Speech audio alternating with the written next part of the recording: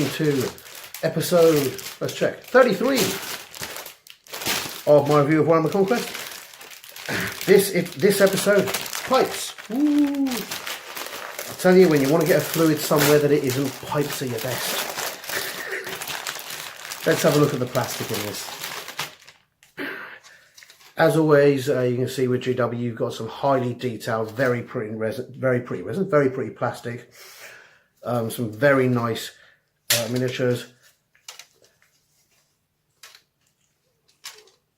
I think one of the best things about this Conquest is the amount of really high quality scenery we're getting. I'm not sure the cost of this scenery. It's mostly part of another kit, or either a kill team kit, because they bought a lot of stuff out of there, or another kit somewhere, so I couldn't see exactly what it was. But given you've got 2 sprues of quite heavy, quite solid and durable plastic, we're definitely getting more than £8 worth of stuff out of that.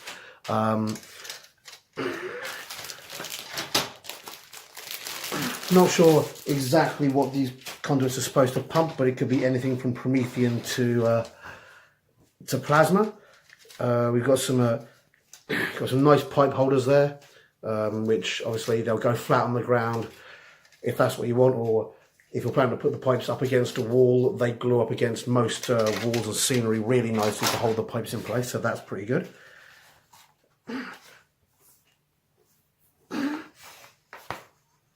I thoroughly look forward to assembling them. Now we've got our standard first page, and Ian, our spiritual lead, and then the actual first page, or the interesting first page, Chapter Masters.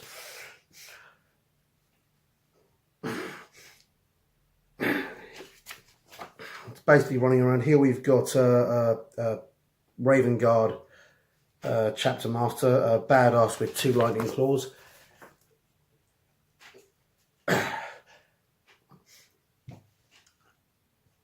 Sorry, a bit twitchy. Always wonder with all these powerfists and lightning claws how they go to pee during battle. I just assume they're catheterized or something, a tube jammed up there during combat. Goes through here how you become a chapter master and what a chapter master is, and how badass chapter masters are. It's worth noting a chapter master is usually an amazing warrior / tactician that's been around for years. Unlike other military leaders, it's not enough just to be an amazing frontline warrior or an amazing military leader. A chapter master kind of has to be both. And they get access to all the technology the Imperium has. Basically anything they want they can have. And they're usually amazingly devastating warriors. We've got several, they've got an example of chapter masters here, 3 at least.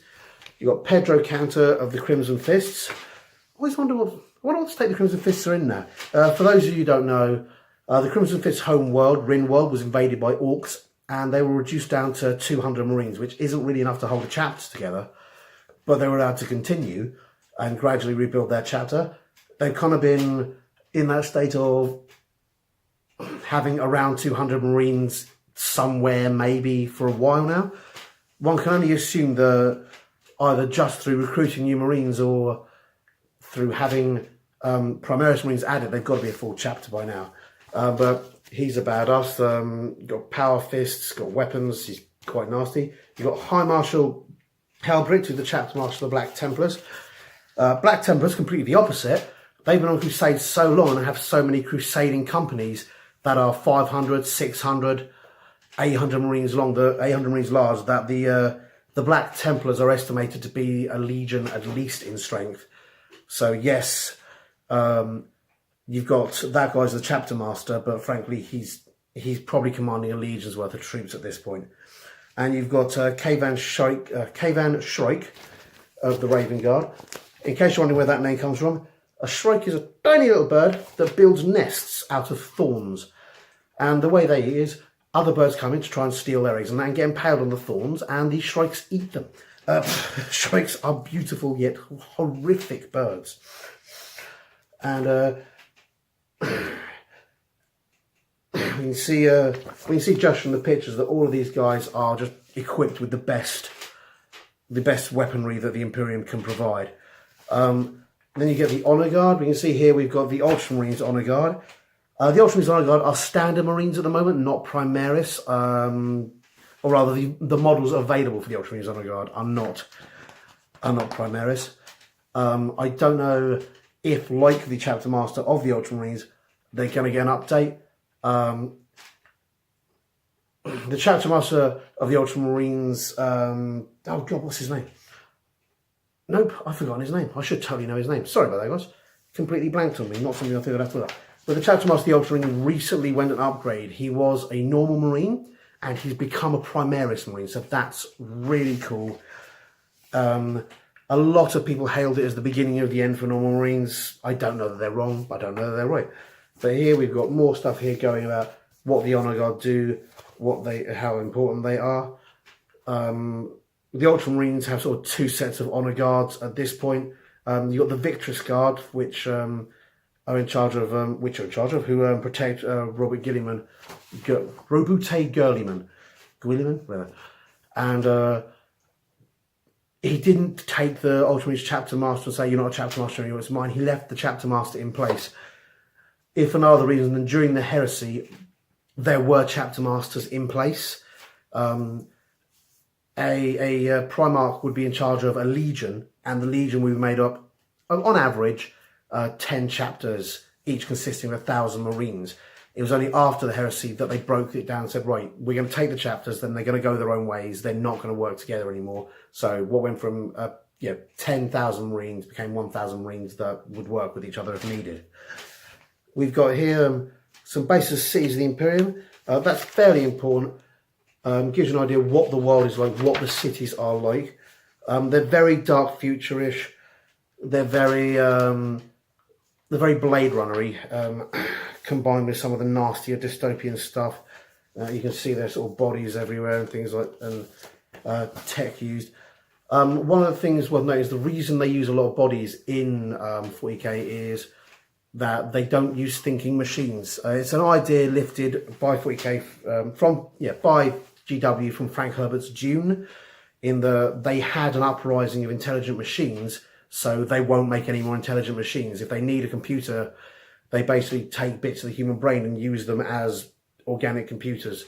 It's one of the punishments you get for crimes. It's one of the things that happens to you, and they'll often use the rest of the body as well. Yeah, they might take the higher centers of the brain and use a computer and leave the lower centers of the brain plugged into a basic robotic computer that can't have intelligence, and then move the body around like a meat puppet.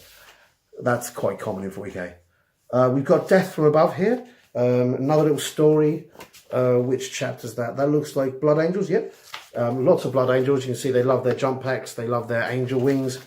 For those of you unfamiliar with the Blood Angel Primarch, he had angel wings. Many people have considered it kind of a touch of chaos, and we're a bit like, he's a bit dodgy, but turned out he was one of the better ones.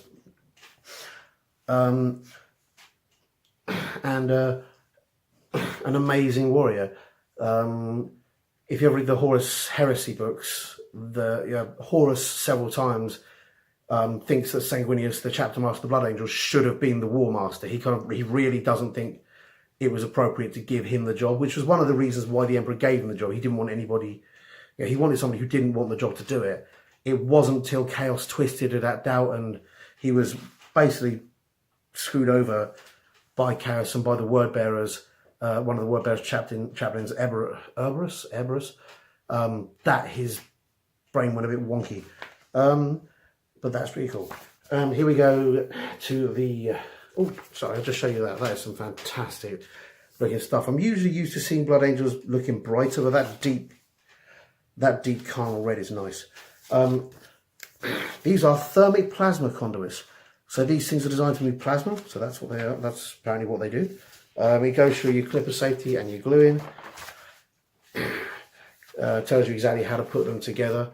Bear in mind that with these, whilst they'll go together to a certain extent in one or two ways, you don't always have to stick them. And some of these bits here, they're showing you where you can glue them together to make corners and that. You don't necessarily have to glue them.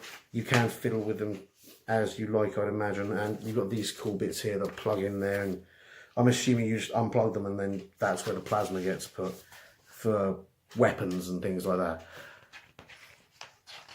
got your nice painting guide going through there. They're keeping it nice and simple, some nice basic meta, some nice basic metallic colours, then washed, then highlighted with the gold that you've got to give it a nice sort of imperial look. Personally, yeah, they're doing that as well. I think, yeah, they're going back over and washing the gold and the other bits as well. So that's a simple paint job that's going to look really good. It's going to make your battlefield look nice, and it's going to give you a lot of barriers that can give you cover, but that you can shoot over, and that is important.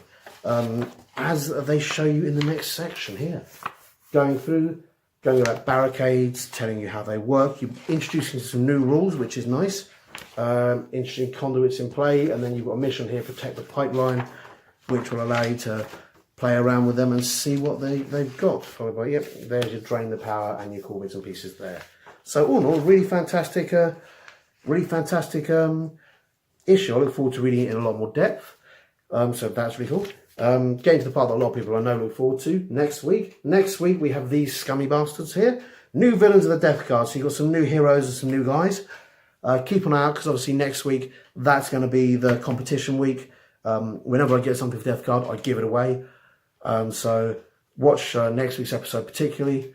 Put down a comment and you'll have a chance to win these 3 badasses.